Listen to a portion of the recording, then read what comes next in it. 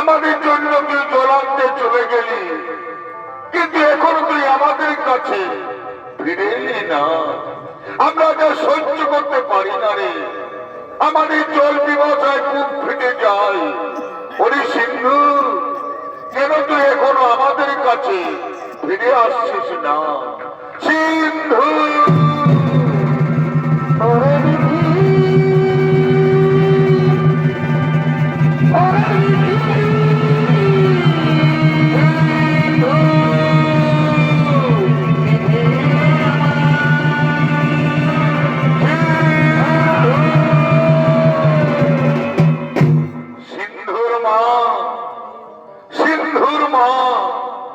আজ আমার মন বড় চঞ্চল।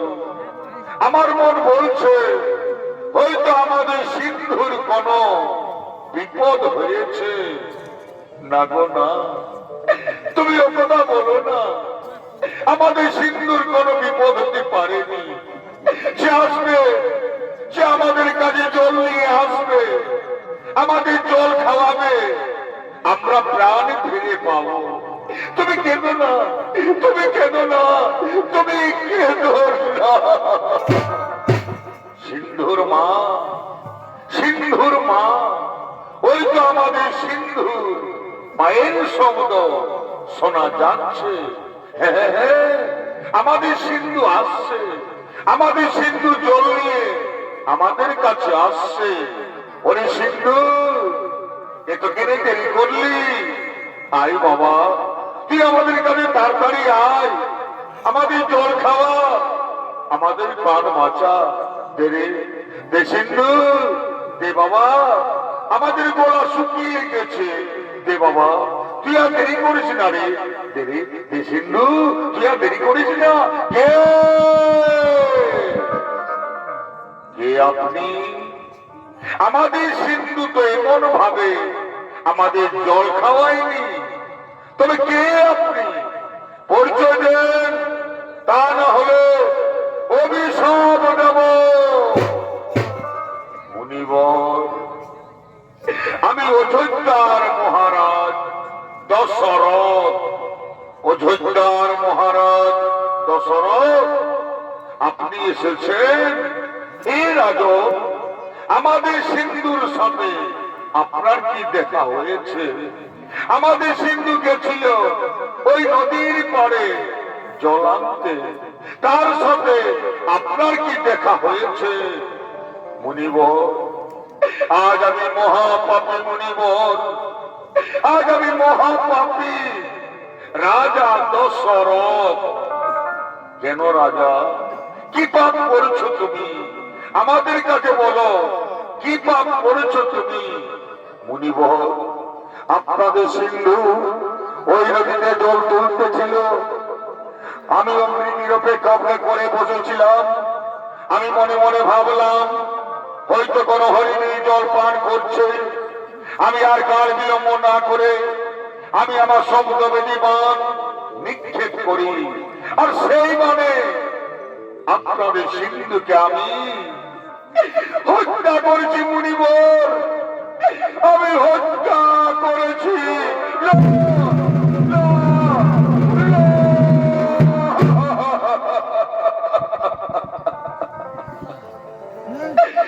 কি করলে রাজা, তুমি কি করলে? তুমি আজ অন্ধ পিতা মাতার একমাত্র সন্তানকে এই পৃথিবী থেকে কেড়ে নিলে। কে আমাদের জল খাওয়াবে? কে আমাদের পথে পথে নিয়ে ঘুরবে? কে আমাদের মুখে অন্ন তুলে দেবে? তুমি আজ একটি প্রাণ কেড়ে নাওনি রাজা, তুমি আজ 3টা প্রাণ এই পৃথিবী থেকে কেড়ে নিলে। তুমি মহাপাপী রাজা, তুমি মহাপাপী, তুমি মহাপাপী। হে রাজন, আজ আমরা যেমন আমাদের পুত্র শোকে হাহাকার করতে করতে আমরা প্রাণ ত্যাগ করব। ঠিক একদিন তুমিও তোমার পুত্র শোকে হাহাকার করতে করতে প্রাণ হারাবে রাজা।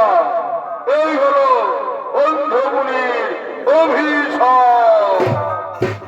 হে মুনিবর, আপনার অভিশাপকে আশীর্বাদ মনে করে আমি মাথা পেতে নিলাম।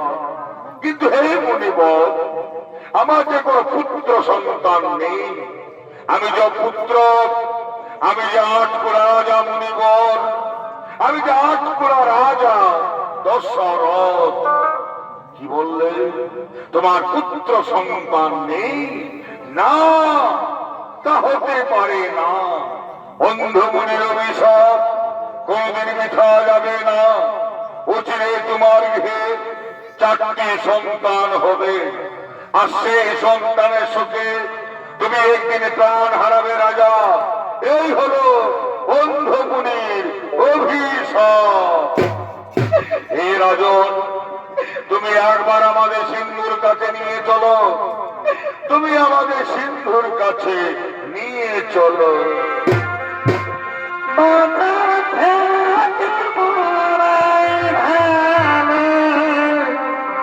সিন্ধু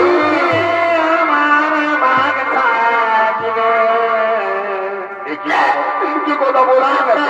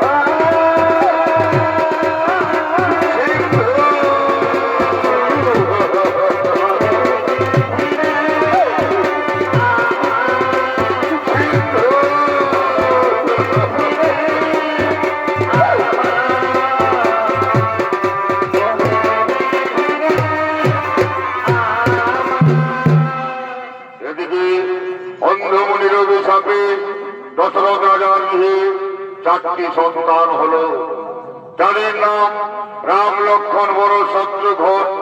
তারা ধীরে ধীরে সর্ববিদ্যায় পারদর্শী হলেন। রামচন্দ্র তারকা রাক্ষসীকে বধ করলেন, অযোধ্যা উদ্ধার করলেন।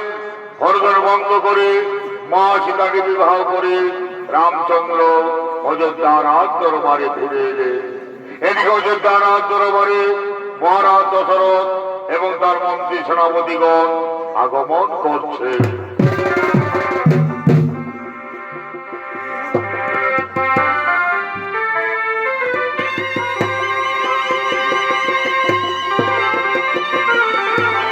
ভাই,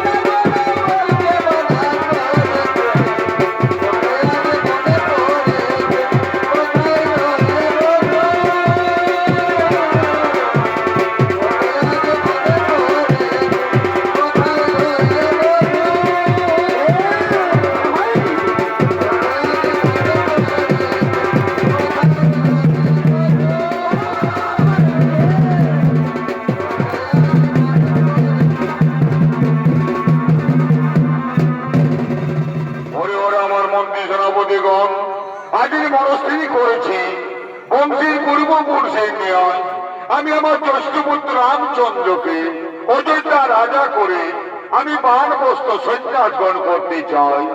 তোমাদের মতামত আমার কাছে তোমরা প্রকাশ করো ভাই। মহারাজ, এ তো কি উত্তম প্রস্তাব মহারাজ।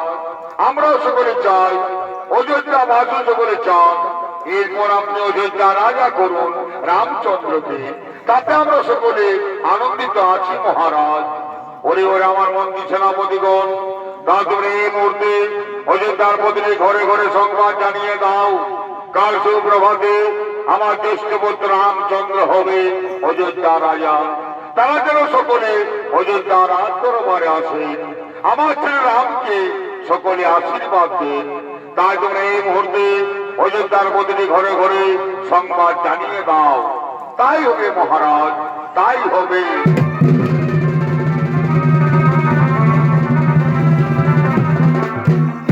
এদিকে অযোধ্যার বদলে ঘরে ঘরে সংবাদ জানাতে বাদ্যকার আগমন করছে।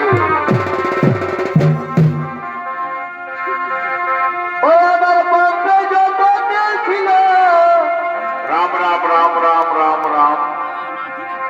ও আমার পদ্ম যত ছিল সব দিল শুকায়া রে, বাইরে ঢুকায়া বাবলু ও নিজেই ঢাকনা খুলে নিল রে।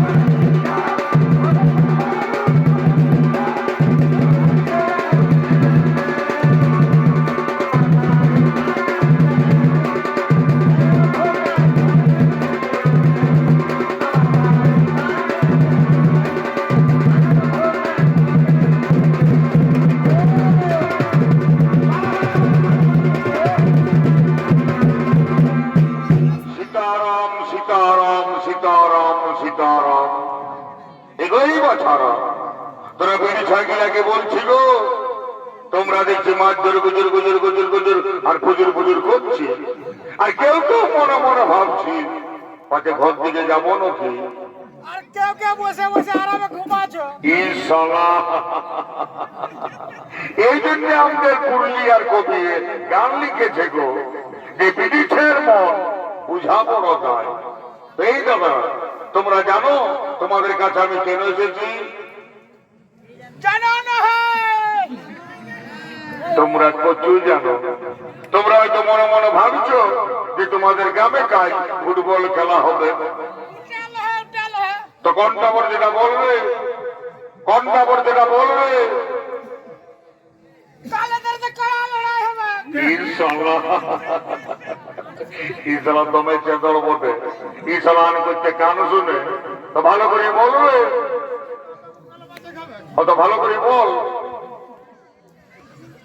তোকে শুনে হ্যাঁ। বল ইসলাম চাচেন্দ্রের পাল্লায় পড়লি, ইসলাম মদ নৌকা যেন দিল সে গাইছে রে, ওই মেলাটারে একটু হারিয়া খাইছিলি। অত ভালো করে বল। আমাকে বলতে মন নাই করছে। মন নাই করছি তো মাছ খাবি। এই উঠেন একেবারে ইউটিউব আওলাদের মোবাইল ভাঙিয়ে দিবে মনে হচ্ছে, তো ভালো করে বলবে। আমার মনে যে সব মদ গাঁজা দিল সে খায়ে ডিঙিনা হয়ে সব ভুলিয়ে যাচ্ছে। কথা আমি বললে তো কি হইলো, তুই হ্যাঁ বল। দেখছো কেমন চেনর বলবে, কাল অযোধ্যায় দশরথ রাজার বেটা রাম রাজা হবে। ওটা তো বলছি। কখন বললি? আমি যখন মনে করিয়ে দিলি তখন বলছে ওইটাই তো বলছি, ওইটাই তো বলছি, ওইটাই তো বলছি। ঘুরা সব জানে, তো ভালো করিয়ে বললো। শুনো হ্যাঁ। বল। এদিকে দিল সেরাম। হ্যাঁ আরে এদিকে শ্রীরাম। হ্যাঁ, আরে মাঝে আরে অযোধ্যায় দশরথ রাজার বেটা রাম কালী রাজা হবে। এই জন্য মহারাজ তোমাদেরকে সবাইকে নিমন্ত্রণ করতে পাঠাইছে। দেখো মা, মসি, কাকি, জেঠিরা তোমরাকে বলছি গো, তোমরা কাল কেউ ঘরে থাকো না বাছারা, তোমরা সবাই যাবে অযোধ্যা রাজ দরবারে। আরে এই যে আমার কাকা খুড়াকে বলছি হ্যাঁ। বল। তোকে না দেখে ঘুমাই ভুলে থাকো না, সবাই যাবে। সবাই যাবে অযোধ্যা রাজ দরবারে।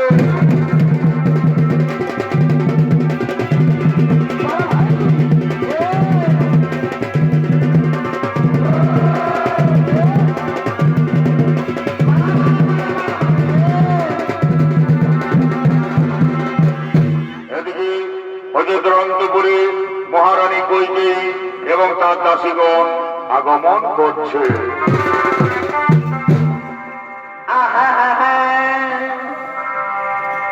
কোহলে না মানে বড় ভাই আচলে ধরবি তাহলে যমুনা ঘাটে এমন শাখা চুড়ি হয় এমন কহে ধর সবে লুকিবে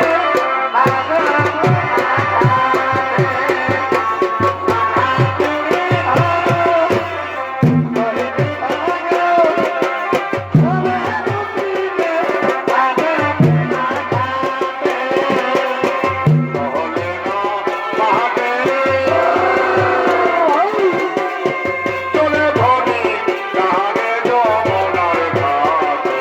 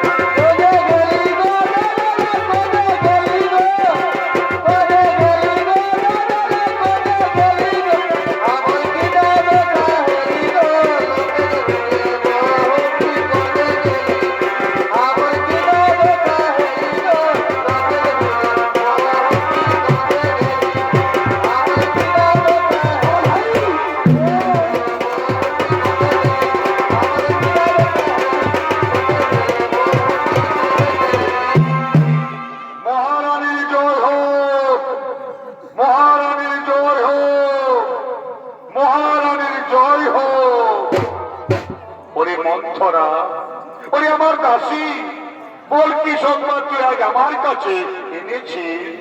মহারানী, কাল অযোধ্যা রাজা হবে রামচন্দ্র, এই সংবাদ আমি তোমার কাছে এনেছি। ওরে মন্থরা, এত আনন্দের সংবাদ তুই আজ আমার কাছে এনেছি, কাল অযোধ্যা রাজা হবে, এর থেকে আর আমার কাছে কি আনন্দের সংবাদ হতে পারে রে মন্থরা? এই যে আমার বড় রত্নহার, তোকে আমি পুরস্কারে পুরস্কৃত করলাম। ছিছি মহারানী, রাম রাজা হবে আর তোমার তো আনন্দ কিসের? না রে মন্থরা, তুই ও কথা আমার বলিস না।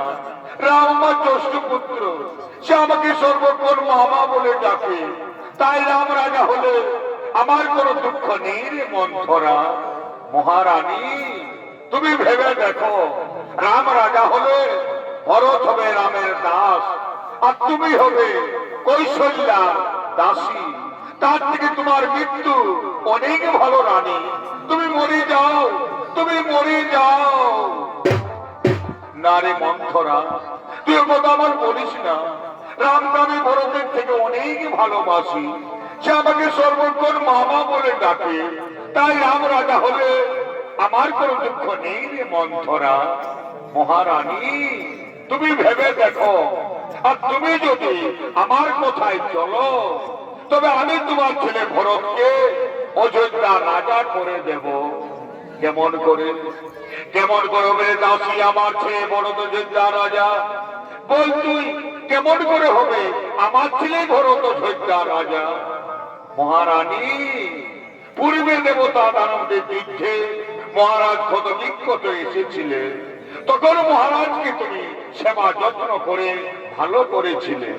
তখন মহারাজ তোমাকে দুটি বর দিতে চেয়েছিল, আজ তুমি মহারাজের কাছে সেই দুটি বর চেয়ে নাও।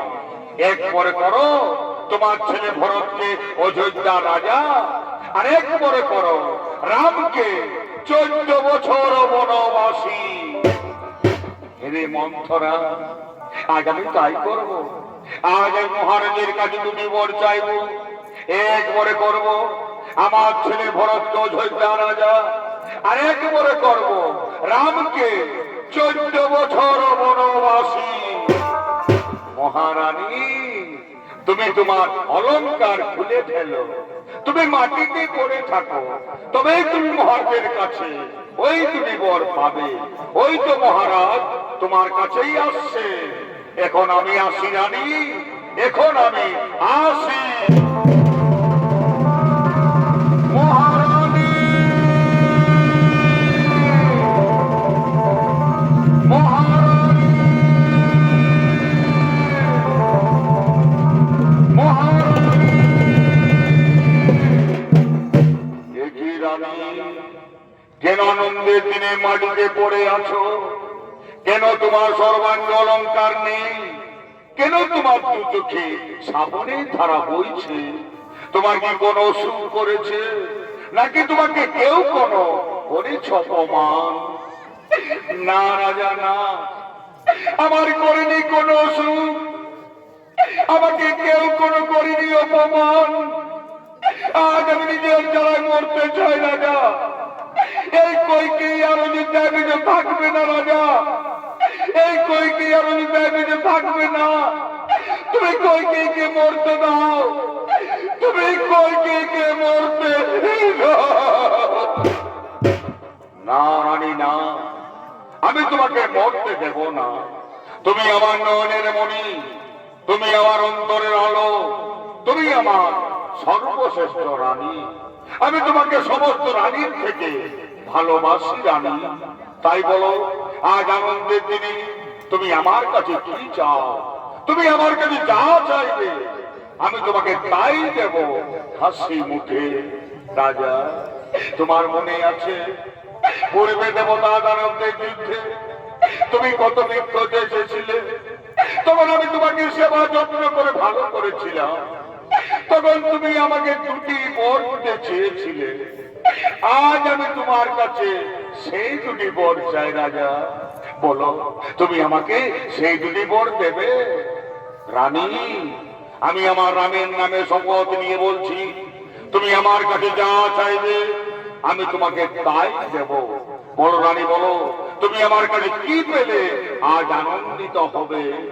রাজা, আমি চাই এক মনে করুন আমার ছেলে ভরতকে অযোধ্যা রাজা, আর এক মনে করুন রামকে 14 বছর বনবাসী।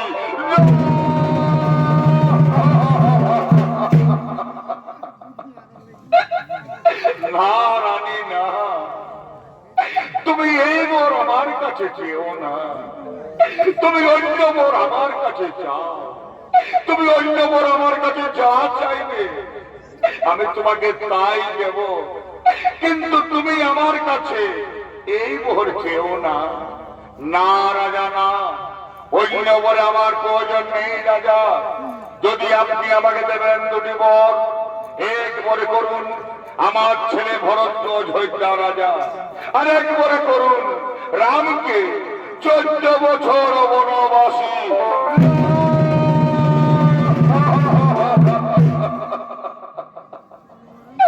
কোথায় বজ্র তুমি? মস্তকে এসে পড়ো আমার, চূর্ণ বিচূর্ণ করে দাও দেহ আমার। এই কথা শোনার পূর্বে আমার মৃত্যু হলো না কেন? আমার মৃত্যু হলো না কেন? রানী, আমি তোমার কথায় হয়তো ভরতকে অযোধ্যা রাজা করে দেব, কিন্তু তুমি আমার রামকে বনে দিও না রানী। তুমি আমার রামকে বনে দিও না। রাম বিনা দশরথ রাজা বাঁচবে না রানী, তাই তুমি আমার রামকে বনে দিও না। তুমি আমার রামকে বনে দিও না। পিতা, পিতা, পিতা। কি পিতা? কেন সিংহাসন ছেড়ে মাটিতে পড়ে আছেন? কি হয়েছে আপনার? কেন আপনি আমার সাথে কথা বলছেন না? মা, মা গো, তুমি তো সকলেই জানো মা, কি হয়েছে আমার পিতা? কেন উনি আমার সাথে কথা বলছেন না? ওরে রাম, তোর পিতা আজ আমার কাছে অঙ্গীকার আবদ্ধ। আজ আমি ওনার কাছে 2টি বর চেয়েছি, এক বরে করতে হবে আমার ছেলে ভরতকে অযোধ্যা রাজা, আরেক করে হবে তুমি 14 বছর বনবাসী। মা, এই কথা মা, এই জন্য আমার পিতা পড়ে আছেন মাটিতে। না পিতা না, উঠুন আপনি সিংহাসন গ্রহণ করুন, ভরতকে কোন অযোধ্যা রাজা, রাম হবে 14 বছর বনবাসী। হে পিতা, আজ আমার কি পরম সৌভাগ্য যে আমি আমার পিতা মাতা ঋণ শোধ করতে আমি চলে যাব 14 বছর বনবাসে। বিদায় পিতা, বিদায় মাতা, বিদায় অযোধ্যাবাসী, তোমরা আমাকে বিদায় দাও। রাম, তুই আমাকে ছেড়ে যাচ্ছিস রাম, তুই আমাকে ছেড়ে বিদায় পিতা, বিদায় মাতা।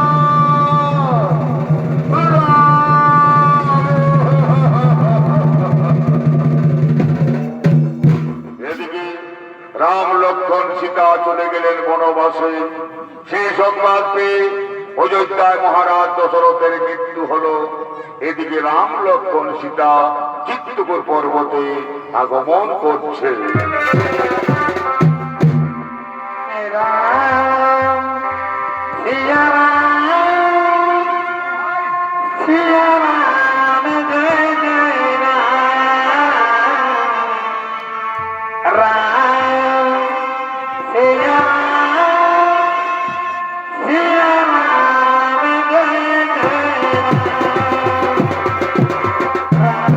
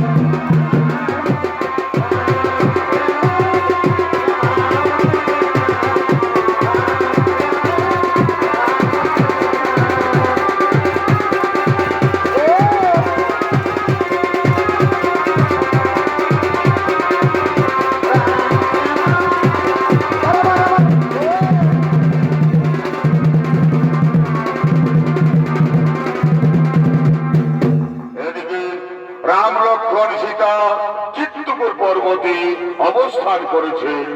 এদিকে ভরত শত্রুঘ্ন চিত্রকূট পর্বতে আগমন করছে। নদিয়া মহানগরে সতীমা তারি ঘরে, নদিয়া মহানগরে সতীমা তারি ঘরে উদয় হইল নিমায় চাঁদ। কে জানে রে কোথায় ছিল রে মধুমা।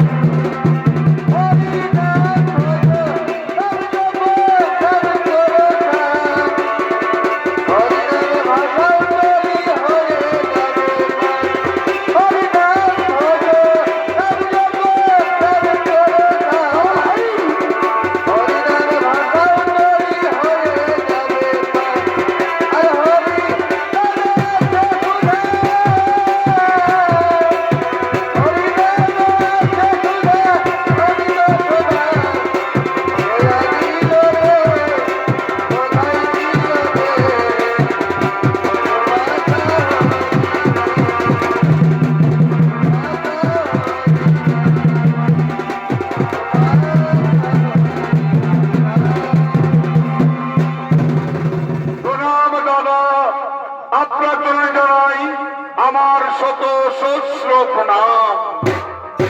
ওরে ভাই ভরত, বল কেন তুই অযোধ্যা ছেড়ে চিত্রকূট পর্বতে এসেছিস ভাই? দাদা, আপনি অযোধ্যায় অযোধ্যায় শূন্যকার হয়ে গেছে দাদা। আপনি অযোধ্যায় শ্মশানে পরিণত হয়ে গেছে। তাই তো আপনার কাছে আমরা এসেছি দাদা। ওরে ভাই ভরত, বলে আমার করে কুশলে আছেন তো? আমার পিতা আমার মাতারা কেমন আছেন ভাই? দাদা, ও কথা আপনি বলবেন না দাদা। আপনি চলে গেলেন বনবাসে, আর আপনার চোখে আমাদের পিতা হারাম হারাম করতে করতে তিনি চলে গেলেন স্বর্গবাসে। পিতা,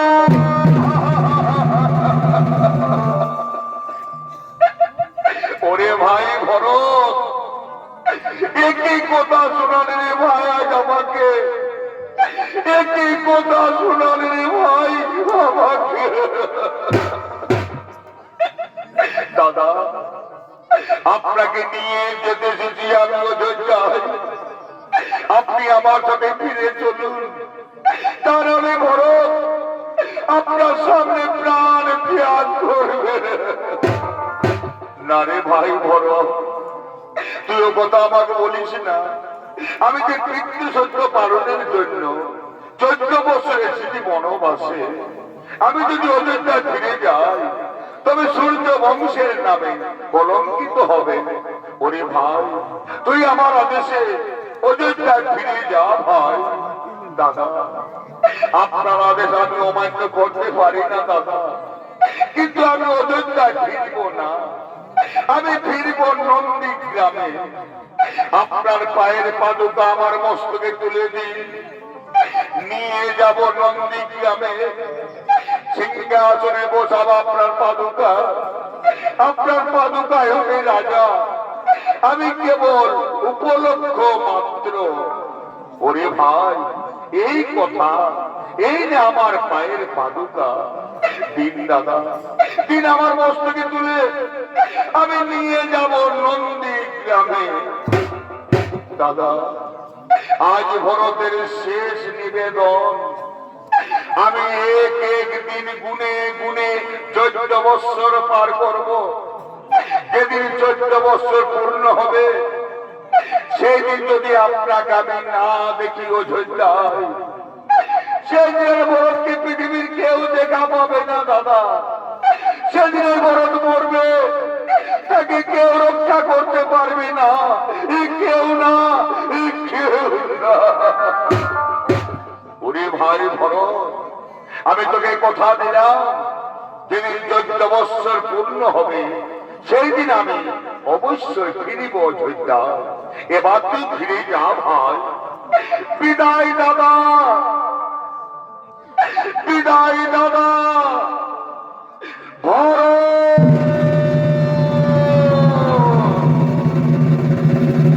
বিদায় দাদা।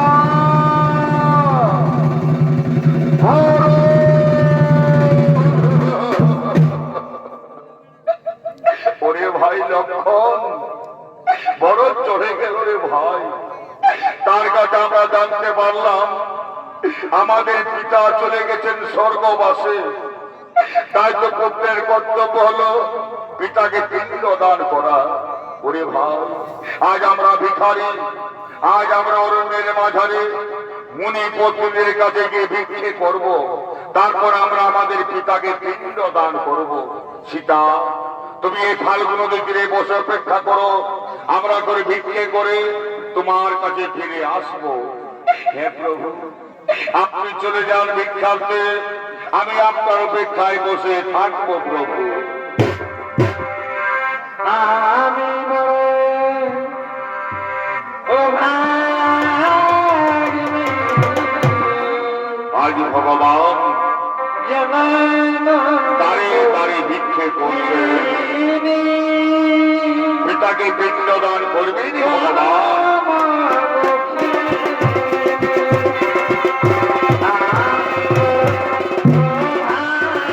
মা বলিল তোমরা আমাদের ভিক্ষে দাও, আজ আমরা আমাদের পিতাকে পিণ্ড দান করব। মা বলিল তোমরা আমাদের ভিক্ষে দাও, আজ আমরা আমাদের পিতাকে পিণ্ড দান করব।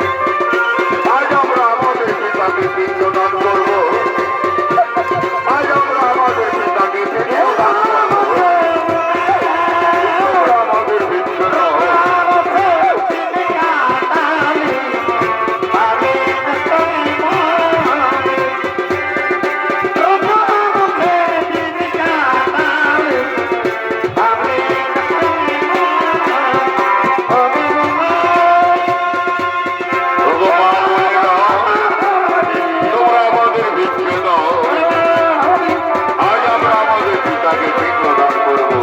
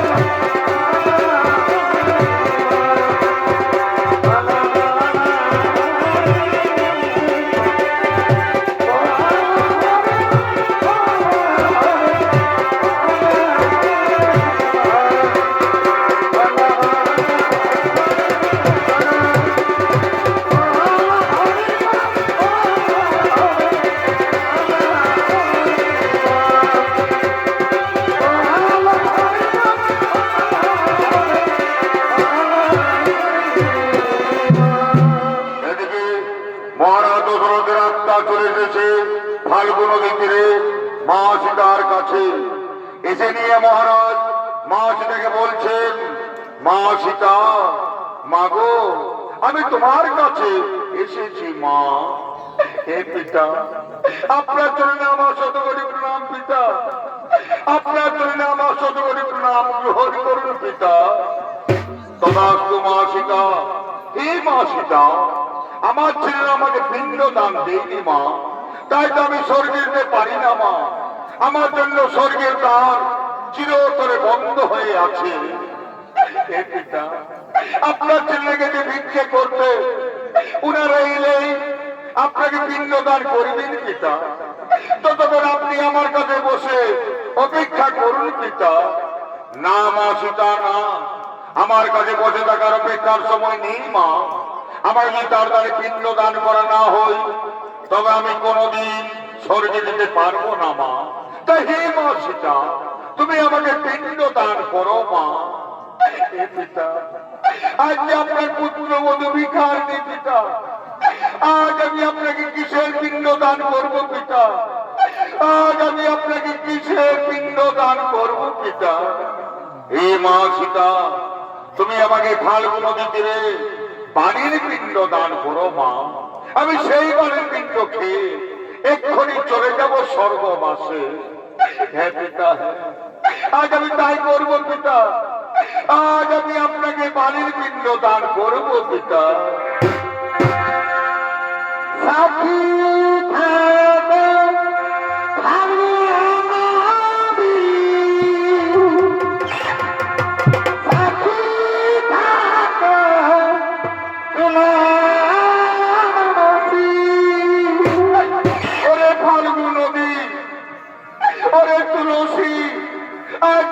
সাক্ষী থাকো, তোমাদের সাক্ষী রেখে আজ আমি আমার শ্বশুরকে বালির পিণ্ড দান করছি। আমার প্রভু এলে তোমরা তাকে বলে দিও যে আমি আমার শ্বশুরকে বালির পিণ্ড দান করেছি।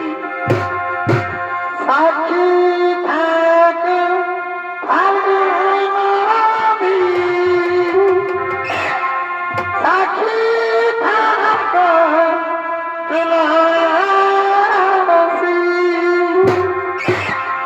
সাক্ষী থাকো কত শ্রীমন শ্বশুরকে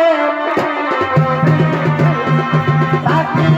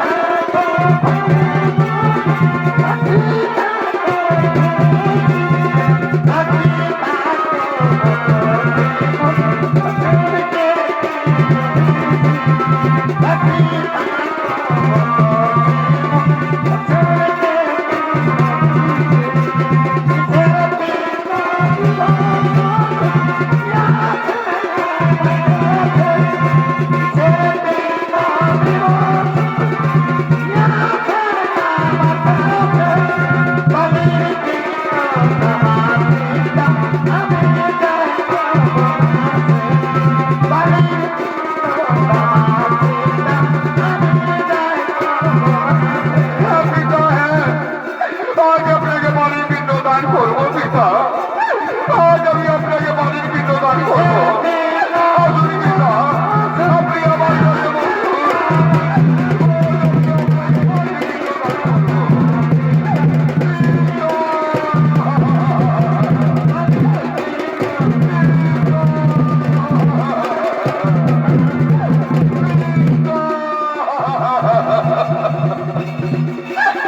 ধন্যবাদ, ধন্যবাদ সীতা, তুমি আমাকে বাড়ির পিণ্ড দান করলে মা।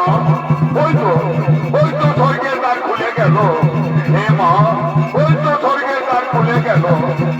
এবার আমি চলে যাব স্বর্গবাসে। এবার আমি চলে যাব স্বর্গবাসে।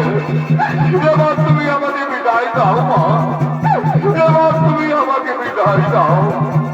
না পিতা না, তুমি আমাকে ছেড়ে চলে যেও না পিতা। তুমি আমাকে ছেড়ে চলে যেও না। তুমি আমাকে ছেড়ে গেলে আমি আর বাঁচবো না পিতা। আমি আর বাঁচবো না। আমি আর বাঁচবো না।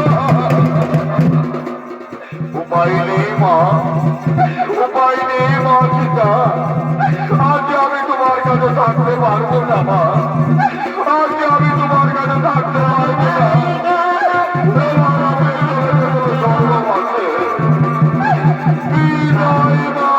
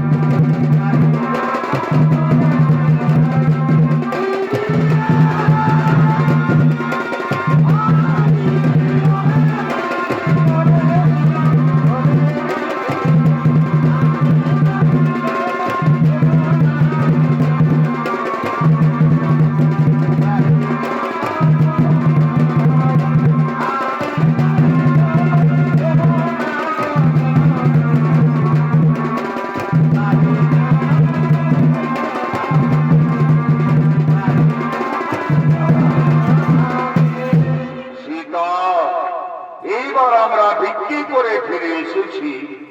এইবার আমরা আমাদের পিতাকে পিণ্ড দান করবো সীতা। হে প্রভু, আপনি চলে গেলেন ভিক্ষা করতে। তখনই আমাদের পিতা আমার কাছে এসেছিলেন এই ফাল্গু নদীর তীরে। এসে উনি আমাকে বাড়ির পিণ্ড চাইলেন। আমি উনাকে বাড়ির পিণ্ড দান করলাম। আর উনি চলে গেলেন স্বর্গবাসে। সীতা, কেন তুমি আমার কাছে মিথ্যা কথা বলছো? আমার পিতা তো এইখানে আসতে পারেননি সীতা। না না প্রভু, না, আমি মিথ্যে কথা বলিনি প্রভু। আমি আপনার শপথ নিয়ে বলছি, আমাদের পিতা আমার কাছে এসেছিলেন। আমি উনাকে বাড়ির পিণ্ড দান করলাম। আর উনি চলে গেলেন স্বর্গবাসে। সীতা, তুমি যে আমার পিতাকে বাড়ির পিণ্ড দান করেছো, তোমার কাছে কেউ কি সাক্ষী আছে? আছে প্রভু, আমার কাছে ফাল্গু নদী সাক্ষী আছে। ওরে ফাল্গু নদী, তুই তো দেখেছিস তোর সামনে তোকে সাক্ষী রেখে আমি আমার শ্বশুরকে বাড়ির পিণ্ড দান করেছি। তুমি এই কথা আমার প্রভুকে বলে দাও। তুমি আমার মান রক্ষা করো। তুমি আমার মান রক্ষা করো। না সীতা, না, আমি মহারাজ দশরথকে এইখানে আসতে দেখিনি। কি বললে? কি বললো রে ফাল্গু নদী? তুমি দেখে নিও আমার প্রভুর কাছে মিথ্যা কথা বলে দিলে। তুমি দেখে নিও আমার প্রভুর কাছে আমাকে মিথ্যাবাদী সাজালে। ওরে ফাল্গু নদী, আজ আমি তোমাকে অভিশাপ দেব। তোর জল কোনদিন উপরে বইবে না।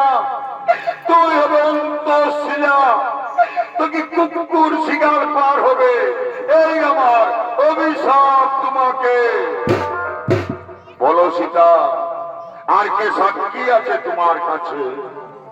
আছে প্রভু, আমার কাছে শিমল বৃক্ষ সাক্ষী আছে।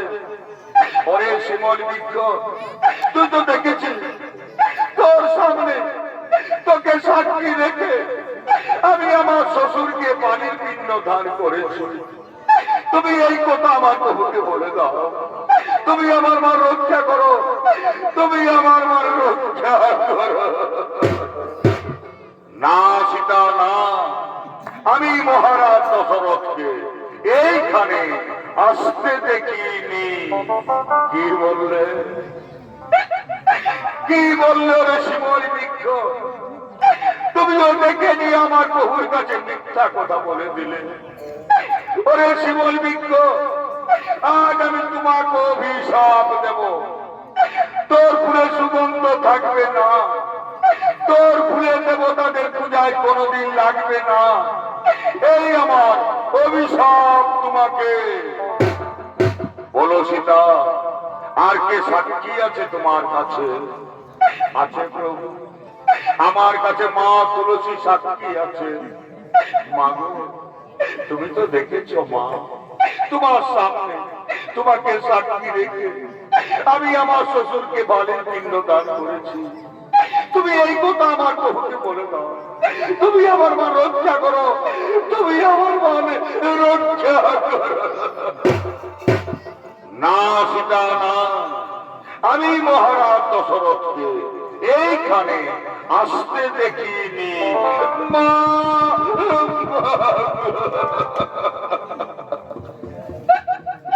মাগো তুলসী, তুমিও মিথ্যা কথা বলে দিলে মা। তুমিও দেখে নিয়ে আমার প্রভুর কাছে আমাকে মিথ্যাবাদী সাজালে।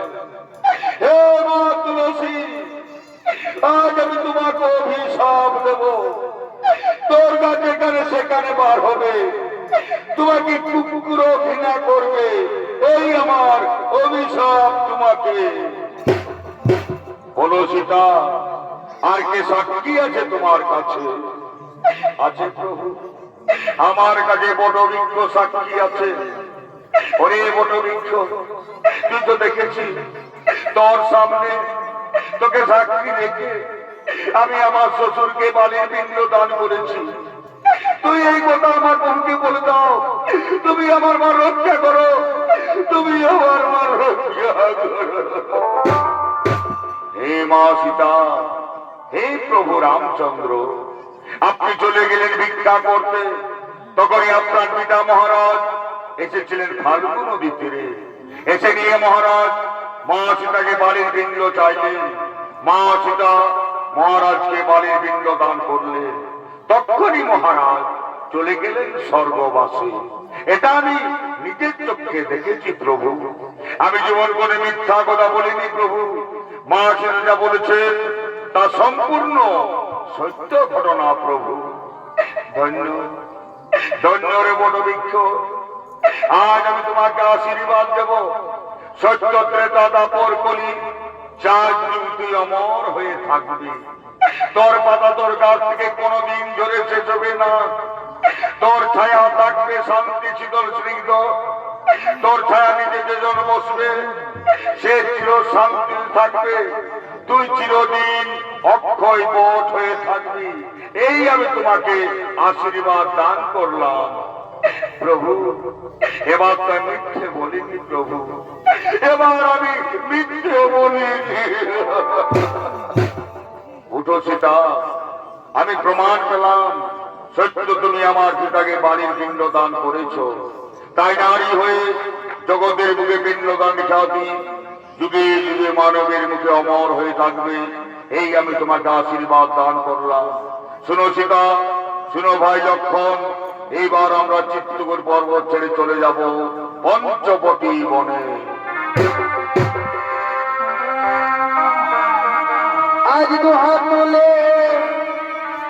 বলবে কৃষ্ণ রাধে রাধে বললে হবে সকল মনস্কার। সীতারাম সীতারাম। আজ তো হাত তুলে বলবে কৃষ্ণ বললে হবে সকল আজ প্রেমানন্দে বাহুতিলে প্রেমানন্দে বাহুতিলে না চলে মন পথে পথে আর প্রেমানন্দে